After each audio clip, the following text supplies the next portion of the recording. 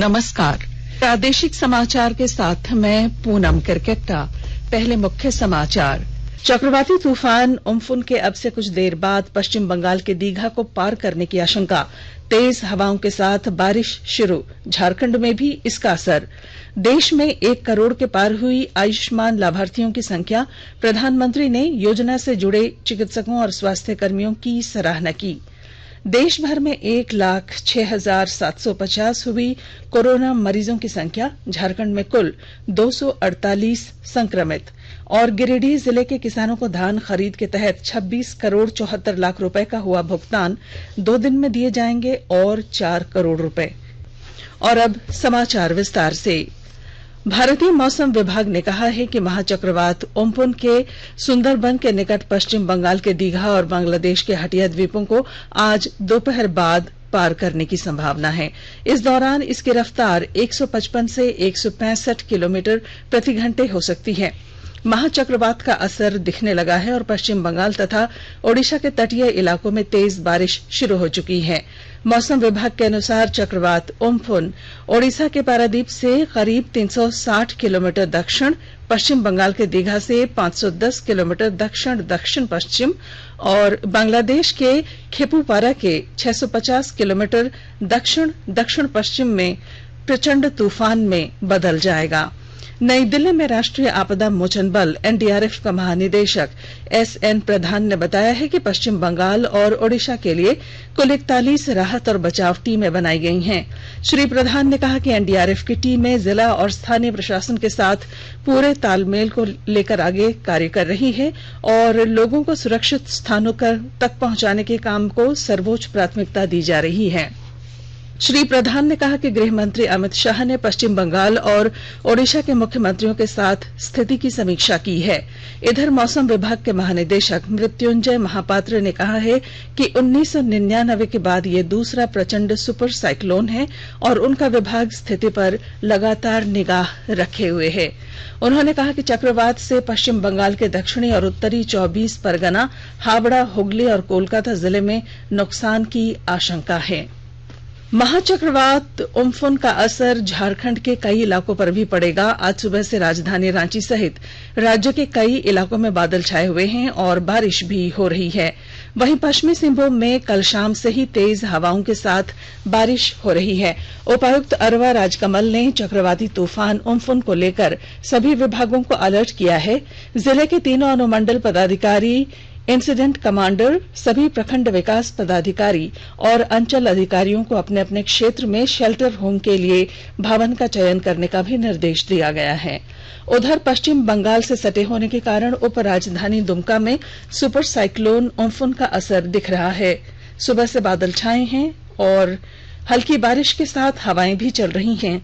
जिला प्रशासन ने मयूराक्षी नदी के किनारे वाले इलाके से लोगों को घर में ही रहने की अपील की है। हमको ये अलर्ट मिला हुआ था और सभी विभागों को और सभी ब्लॉक में भी इसका सूचना, इसका अलर्ट हम लोग जारी किए हैं। हालांकि इस जिला के लिए बहुत ज्यादा इफेक्टेड नहीं माना जा रहा है, परंतु हम सभी को बोले हुए हैं कि वो अलर्ट मोड में रहे और अब जितने भी फील्ड वर्कर्स हैं उनको जानी में रखे और जनता को भी प्रचार प्रसार करे कि ऐसे समय में वो बाहर नहीं रहे, पब्लिक एरिया में नहीं रहे, पेड़ के पास नहीं रहे, डिलैपिडेटेड स्ट्रक्चर्स के पास नहीं रहे। ये अलर्ट जारी किया गया है। प्रधानमंत्री नरेंद्र मोदी ने आयुष्मान भारत से जुड़े चिकित्सकों, नर्सों, स्वास्थ्य देखभाल कर्मचारियों और अन्य लोगों की सराहना की है। अपने ट्वीट संदेश में आज प्रधानमंत्री ने कहा कि इन सभी के प्रयासों से आयुष्मान भारत विश्व में सबसे बड़ा स्वास्थ्य देखभाल कार्यक्रम बन गया है। श्री मोदी ने कहा कि इस कार्यक्रम ने अनेक भारतीयों, विशेष रूप से निर्धन और दलित वर्गों को विश्वास जीता है। उन्होंने कहा कि प्रत्येक भारतीय के लिए यह गर्व की बात है कि आयुष्मान भारत के लाभार्थियों की संख्या 2 वर्ष से भी कम समय में 1 करोड़ को पार कर गई है। प्रधानमंत्री ने सभी लाभार्थियों और उनके परिजनों को बधाई दी और उनके अच्छे स्वास्थ्य की कामना की। उन्होंने कहा कि आयुष्मान भारत का सबसे बड़ा लाभ इसका सहज सुलभ होना है। उन्होंने कहा कि इसके लाभार्थी देश के सभी भागों में उपचार की सुविधा का लाभ उठा सकते हैं, भले ही उनका पंजीकरण किसी भी जगह हुआ हो। स्वास्थ्य और परिवार कल्याण मंत्रालय के आंकड़ों के अनुसार देश में कोरोना संक्रमण के से स्वस्थ होने की दर 39.62% हो गई है। अब तक 42,298 रोगी उपचार के बाद स्वस्थ हुए हैं। पिछले 24 घंटों के दौरान 3,124 रोगी ठीक हुए और 5,611 लोगों में संक्रमण की पुष्टि हुई। देश में कुल संक्रमित लोगों की संख्या 1,06,750 हो गई है। महामारी से अब तक 3,303 लोगों की मौत भी हुई है। पिछले 24 घंटों के दौरान 140 लोगों की मौत हुई। कोरोना की रोकथाम को लेकर पूरे झारखंड में होम्योपैथी निवारक दवा आर्सेनिक एल्बम 30 का निःशुल्क वितरण किया जाएगा। इसे लेकर मुख्यमंत्री हेमंत सोरेन ने कल राजधानी रांची में हरी झंडी दिखाकर मेडिसिन वैन को रवाना किया। उपराजधानी दुमका में 56 दिनों के बाद आज से दुकानें खुलनी शुरू हो गई हैं। केंद्र और राज्य सरकार की गाइडलाइन के अनुसार दुकानें खुली हैं। विस्तृत ब्यौरा दे रहे हैं हमारे दुमका संवाददाता। उप राजधानी दुमका सहित पूरे जिले में 56 दिनों के बाद आज से दुकानें खुलनी शुरू हो गई हैं। प्रशासन ने सुबह 7 बजे से शाम 7 बजे तक सोशल डिस्टेंसिंग का पालन करते हुए दुकान खोलने की इजाजत दी है। केंद्र और राज्य सरकारों के गाइडलाइन के मुताबिक ही दुकानें खुलेंगी। मॉल, सिनेमा घर और धार्मिक स्थल बंद रहेंगे। होटलों को होम डिलीवरी की इजाजत मिली है। जिले के शिकारीपाड़ा, काठीकुंड और गोपीकांदर प्रखंड के पत्थर औद्योगिक क्षेत्रों में भी काम शुरू करने की अनुमति दी गई है, मगर दूसरे राज्यों के मजदूरों को काम पर लगाने की इजाजत नहीं है। जिले में मिठाई की दुकानें अभी बंद रहेंगी। आर.के. नीरद, आकाशवाणी समाचार, दुमका। आकाशवाणी का समाचार सेवा प्रभाग आज अपने फोन इन कार्यक्रम में कोरोना संक्रमण पर एक विशेष परिचर्चा प्रसारित करेगा। यह कार्यक्रम आज रात 9:25 से FM गोल्ड और अतिरिक्त चैनलों पर सुना जा सकेगा। राम मनोहर लोहिया अस्पताल के वरिष्ठ चिकित्सक डॉक्टर A.K. वार्ष्णेय परिचर्चा में भाग लेंगे। श्रोता स्टूडियो में सीधे फोन कर विशेषज्ञ से सवाल पूछ सकते हैं। नंबर है 011-233-144। हमारा टोल फ्री नंबर है 1800-115767। आकाशवाणी के ताजा तरीन समाचारों के लिए आप हमारी वेबसाइट newsonair.com पर लॉग ऑन कर सकते हैं। ताजा समाचार ट्विटर @AIR News Alerts और Facebook page all India radio news पर भी उपलब्ध है। आप प्रादेशिक समाचार एकांश के ट्विटर अकाउंट @AIR News_Ranchi और Facebook page AIR News Ranchi के अलावा YouTube channel regional news unit Ranchi पर भी हमारे बुलेटिन सुन सकते हैं। झारखंड में पिछले 24 घंटों के दौरान कोरोना के 16 नए मामले सामने आए हैं, जिनमें हजारीबाग के 6, कोडरमा के 3 तथा रांची, रामगढ़, लोहरदगा, सिमडेगा, गुमला, पूर्वी सिंहभूम तथा सरायकेला खरसावां के एक पॉजिटिव केस शामिल हैं। इसके साथ ही राज्य में कोरोना मरीजों की कुल संख्या 248 हो गई है, जबकि 20 जिले अब तक कोरोना के संक्रमण में आ गए हैं। हालांकि इनमें 128 मरीज स्वस्थ भी हुए हैं। स्वास्थ्य और परिवार कल्याण मंत्रालय ने लोगों को सलाह दी है कि वे नोवेल कोरोना वायरस से अपने को सुरक्षित रखने के लिए सभी बुनियादी एहतियाती उपायों का पालन करें और सामाजिक दूरी बनाए रखें। एक रिपोर्ट। सरकार ने कहा है कि आवश्यक वस्तुओं की पर्याप्त आपूर्ति जारी है और लोगों को चिंता करने की कोई जरूरत नहीं है। लोगों को सलाह दी जाती है कि वे आवश्यक वस्तुओं और चिकित्सा सामानों की खरीदारी करते समय धैर्य रखें और शांत रहें। आवश्यक वस्तुओं को खरीदने के लिए बार बार बाहर निकलने से बचें। साथ ही लोगों से हाथ मिलाने और गले लगने से भी बचना चाहिए। बाजार, मेडिकल स्टोर और अस्पतालों में लोग कम से कम 1 मीटर की दूरी बनाए रखें। घर पर गैर जरूरी सामाजिक समारोह से बचा जाना चाहिए और घर पर मेहमानों को नहीं बुलाना चाहिए। लोगों को अपनी आंख, नाक और मुंह छूने से बचना चाहिए और लगातार हाथ साफ करते रहना चाहिए। हाथ को दोनों तरफ से कम 20 सेकंड तक रगड़कर धोना चाहिए।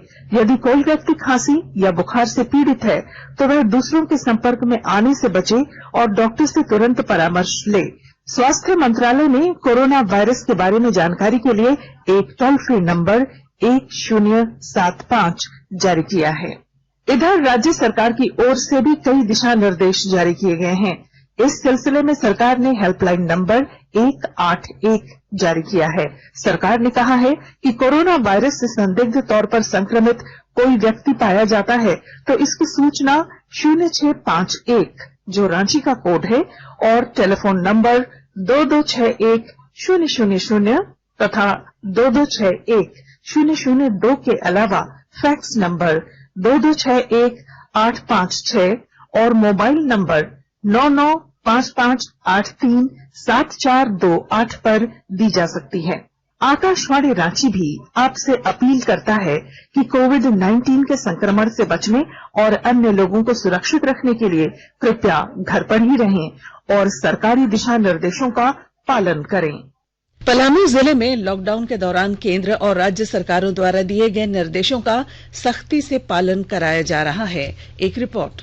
वैश्विक महामारी कोरोना से पलामू भी अछूता नहीं है। यहाँ कुल 15 संक्रमित पाए गए हैं। 8 की छुट्टी हो चुकी है। 7 मरीज अभी भी इलाजरत हैं। उन्हें आयुष मंत्रालय की गाइडलाइन के अनुसार औषधि दी जा रही है। Civil surgeon John F Kennedy ने बताया कि किसी में कोई लक्षण नहीं है। उन्होंने पलामू वासियों को पैनिक नहीं होने की सलाह दी है। उन्होंने केंद्र एवं राज्य सरकार द्वारा दिए जा रहे निर्देशों को पालन करने की सलाह पलामू वासियों को दी है।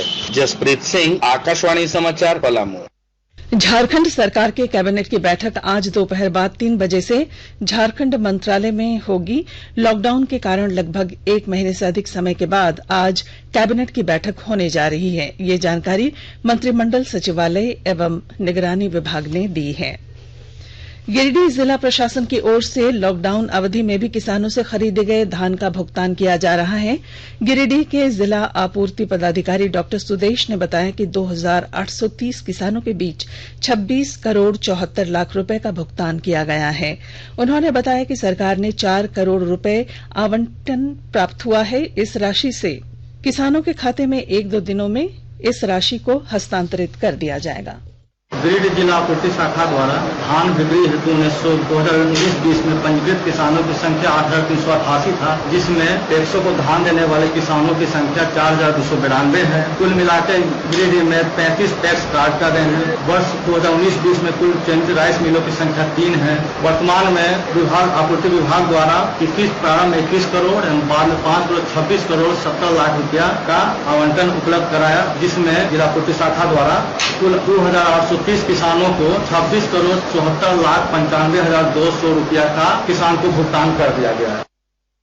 रेल मंत्री पीयूष गोयल ने कहा है कि भारतीय रेलवे अगले महीने की 1 तारीख से हर रोज 200 गैर वातानुकूलित रेलगाड़ियां चलाएगा। उन्होंने कहा कि ऑनलाइन टिकटों की बुकिंग जल्द शुरू की जाएगी। प्रवासी मजदूरों के श्रमिक स्पेशल ट्रेन से झारखंड लौटने का सिलसिला जारी है। 1443 श्रमिकों को मंगलुरु से लेकर श्रमिक स्पेशल ट्रेन धनबाद पहुंची। मुंबई से झारखंड के 1599 प्रवासी मजदूरों के विद्यार्थियों को लेकर कल रात 2 श्रमिक स्पेशल ट्रेन बोकारो स्टेशन पहुंची। इधर बोकारो जिले के 176, हजारीबाग के 223 और गिरिडीह के 202 श्रमिकों सहित झारखंड के प्रत्येक जिले के श्रमिकों को और विद्यार्थियों को लेकर उनके गृह जिले के लिए रवाना कर दिया गया है।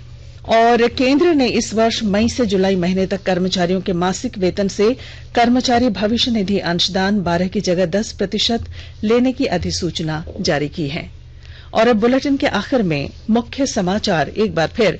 चक्रवाती तूफान उम्फुन के अब से कुछ देर बाद पश्चिम बंगाल के दीघा को पार करने की आशंका। तेज हवाओं के साथ बारिश शुरू। झारखंड में भी इसका असर। देश में 1 करोड़ के पार हुई आयुष्मान लाभार्थियों की संख्या। प्रधानमंत्री ने योजना से जुड़े चिकित्सकों और स्वास्थ्य कर्मियों की सराहना की। देश भर में 1,06,750 हुई कोरोना मरीजों की संख्या। झारखंड में कुल 248 संक्रमित। और गिरिडीह जिले के किसानों को धान खरीद के तहत 26 करोड़ 74 लाख रुपए का हुआ भुगतान। 2 दिन में दिए जाएंगे और 4 करोड़ रुपए। और इसके साथ ही आकाशवाणी रांची से प्रादेशिक समाचार का ये बुलेटिन समाप्त हुआ। नमस्कार।